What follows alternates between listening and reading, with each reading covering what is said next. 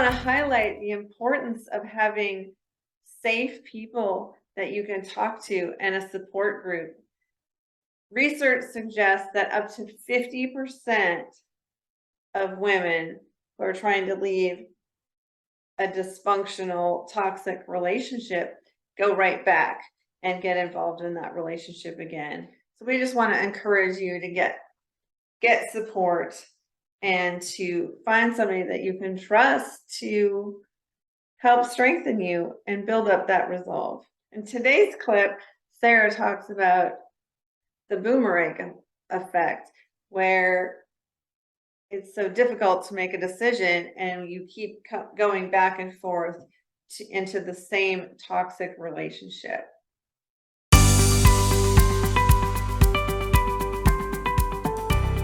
One thing you mentioned was you came back to the United States and you had these friends, or you met friends pretty soon. Yeah. So a lot of the part of healing, like you immerse yourself in education and learning and books, and that's a big part of it, and changing your perspective and your knowledge, but also it's a lot about the relationships. So tell us a little bit about the relationships that have helped you to move from barely surviving to thriving. So I had quite a few close friends almost right away when I moved back to the United States, because living overseas, I live in a country where you don't make friends very easily. They're kind of a cold type of people. And I think I got used to that after being there for 14 years. And when I moved back to the United States, even being in the state of New Jersey where I am right now, most people would be like, "Ooh, New Jerseyans, they're not super nice." Compared to the country I was in, yeah, they're super nice. Like they're like really like, "Oh, come over. We'll have dinner. Let's go out for drinks. Let's go walk in the park with the kids." So I felt very welcomed in, and I got to know a couple ladies really well. And I didn't confide in anybody what was going on when I started figuring it out. My ex actually pretty much forced me in every situation, because I tried to keep it in. It was embarrassing, everything that was going on. And nobody wants to talk about how somebody's, abusing you in any way. And people think that abuse is just physical, and it's not. It's actually sometimes you'd be like, "I'd rather have you hit me than all the crap you're doing." And it's up here, and people are like, "Well, what did you do? Like, you must have done something for him to act that way." And you're like, "Not really." So I kept it in, and through different methods, him lying or saying things to people, I had some of these women come to me, they're like, "What's going on? Because I heard that you," and I was like, "Oh, okay, this is highly uncomfortable."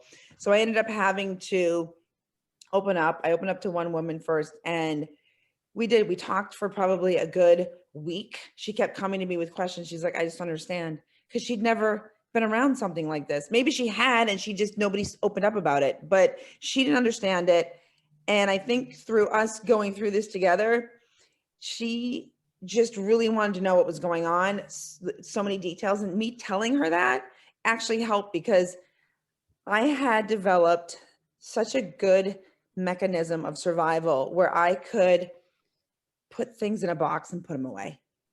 I needed to be on for my kids. I needed to be on. At this point, I think I'd started working already, and I work out of my home. So I could be upstairs having a knockdown, drag out brawl, and then have to walk down my 2 flights of stairs to my gym and be like, "Hi guys, so glad you're here. We're going to do a great training session." So I'd have to just go from one to the other. And I'm like, I got to put all this crap in a box and put it away. So I know it's all up here someplace, all stored, all the horrible things that have happened, but I'm really good at compartmentalizing it.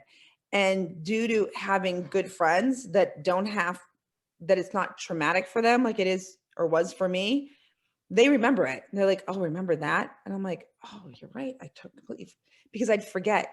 And when you forget, it's a good thing for survival. What it's not a good thing for is for healing, and also for facing the music of, I can't go through this anymore. You're like, "I'm surviving," but you don't realize you're just surviving. You can't keep going like this. So having somebody that says, "Listen, Sarah, don't you remember last week he did this?" And you're like, "Oh yeah, that's right. And yesterday he did this. And a month ago, remember when that happened?" You're like, Oh my gosh, I forgot. That's so horrible. Yeah, you're right. He does this all the time. That helped me finally make the decision to separate and move apart and get him out of the house.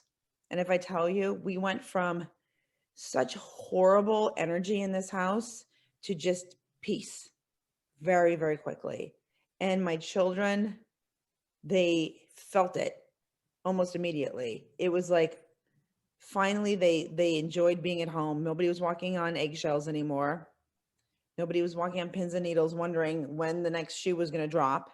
And it really, you have to have people around you that know what's going on, because you're going to forget, you're going to make a decision, kick them out or move out or whatever you're going to do. And then you're going to be drawn back in, because statistically, it takes 7 times for somebody to make the decision before they actually make the decision. And I can count with some of my clients that they're on time like number 5. And I'm like, it's okay. It's okay, because I know it took me at least 7, probably more. I can't even count. I don't want to go back. I kind of don't remember. Sometimes you don't want to remember. Sometimes you don't want to remember and you're like, oh, I was so stupid. But it's all a process, and everything that happens for a reason. Like, I always believe that. Like, I'm a stronger, better person because of it. So was it a great time of my life? No. Is there things that my children have to work through because of it? Of course. But it's made me into the person I am. And I feel like I'm such a strong woman right now. And I'm a strong woman for my children, especially my 2 daughters, that I think that the likelihood of them going through something like this is way less, because I'm going to see it. And I'm also going to be able to, I'm teaching them their own self-esteem and what they deserve to be treated like. And you see the little things. I'm like, do you think that that's really a good thing that he did that? And they're like, and it can be their friends. It doesn't have to be a romantic relationship. It can be friends. So, I mean, there's abusive people all over the place. Thank you so much for watching our video. Check out our website, margotspildy.com. You can sign up for a free vision session or a free strategy session. We'd love to talk to you.